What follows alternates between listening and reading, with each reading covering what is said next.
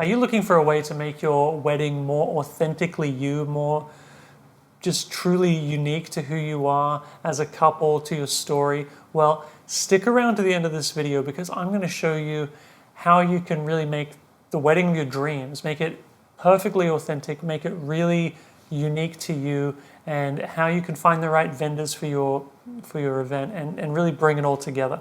Hi, my name's Victor Fox. I'm a wedding videographer based in Vancouver, BC, but I go to different destinations around the world. And in this video, I'm going to show you some unique wedding ideas. And this is really for more modern couples, more like avant-garde couples, couples who aren't necessarily, they don't really care as much about tradition as maybe a more traditional couple. So the first thing I want to recommend that you do is start using Pinterest in the planning phase in order to kind of create your aesthetic inspiration. So you want to go into Pinterest and you want to create a board, okay? And you want to call that board something, like wedding inspiration.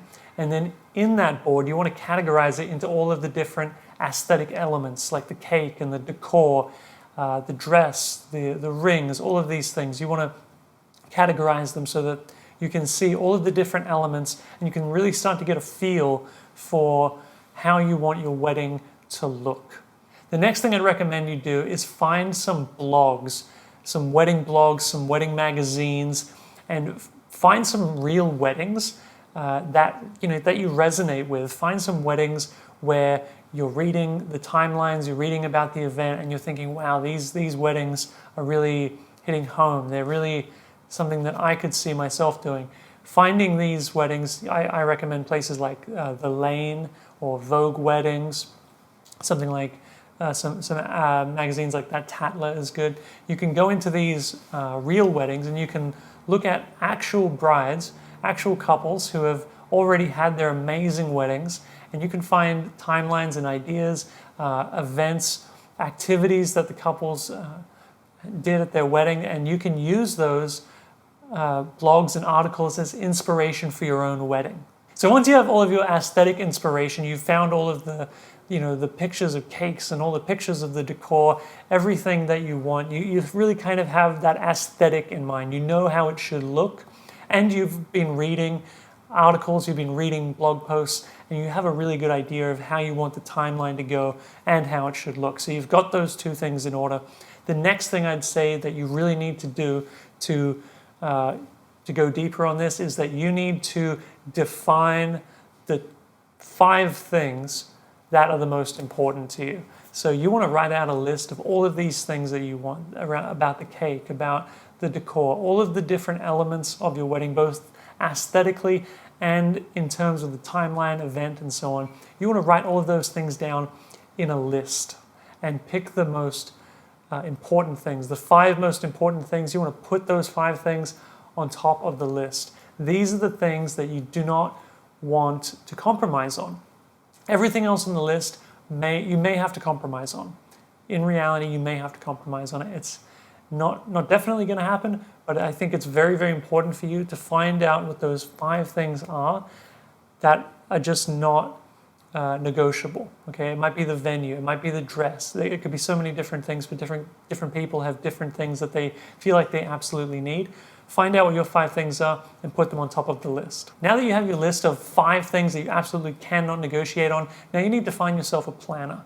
You can go back to those blogs, go back to those magazine articles, and you can go into their directories. Usually a wedding blog will have a directory. Wedding magazines usually have a directory. And you can go in and you can start looking for a planner who you feel matches the aesthetic and has done weddings that you feel are similar to the style and vibe that you're looking for.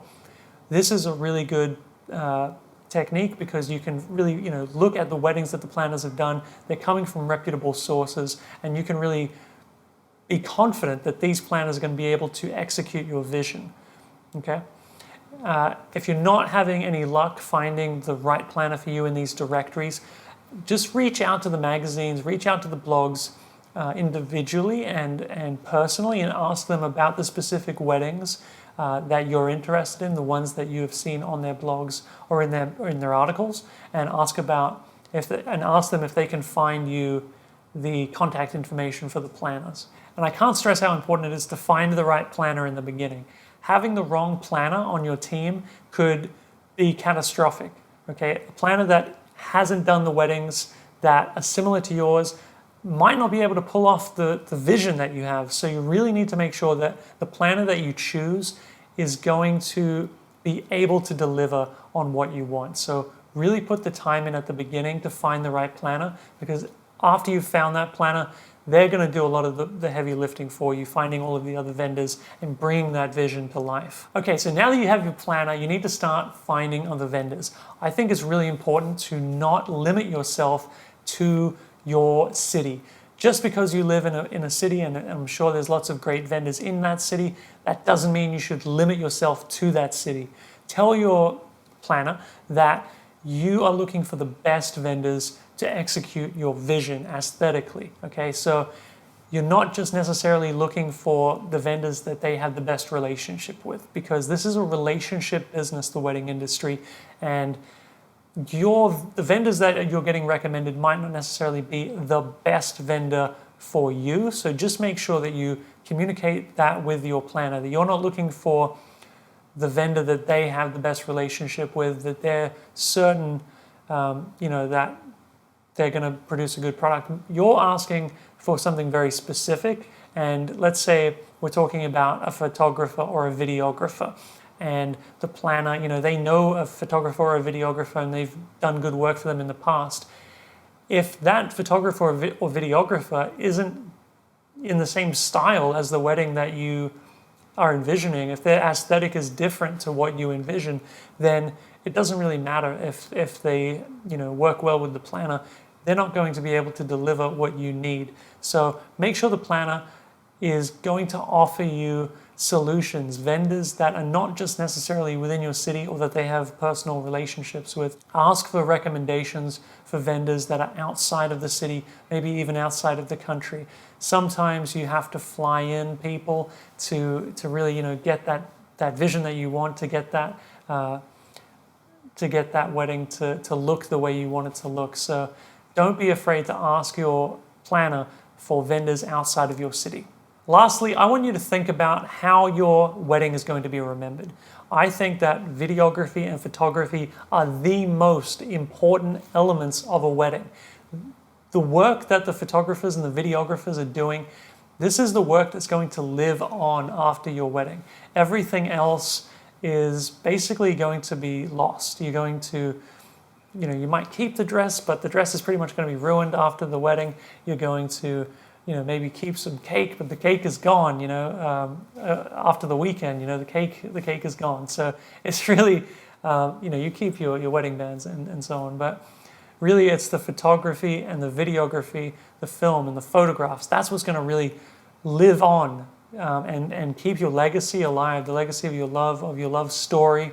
So I think you should really keep that in mind, and when you're planning out your budget for the different vendors, you should really be thinking about that very seriously, because you don't want to skimp on your photography or your film.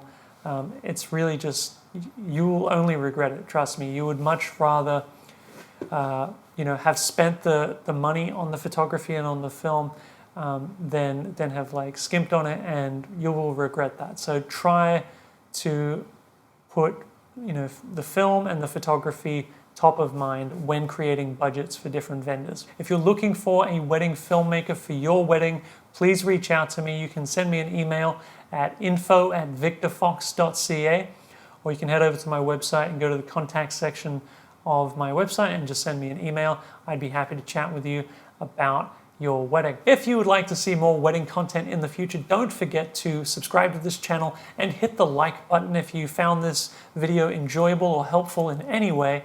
If you have any questions for me, just please leave those down in the comments section below, or if it's wedding related, you would like to talk about booking my services, you can send me an email at info@victorfox.ca. Thank you so much for watching. I'll see you in the next one. Bye for now.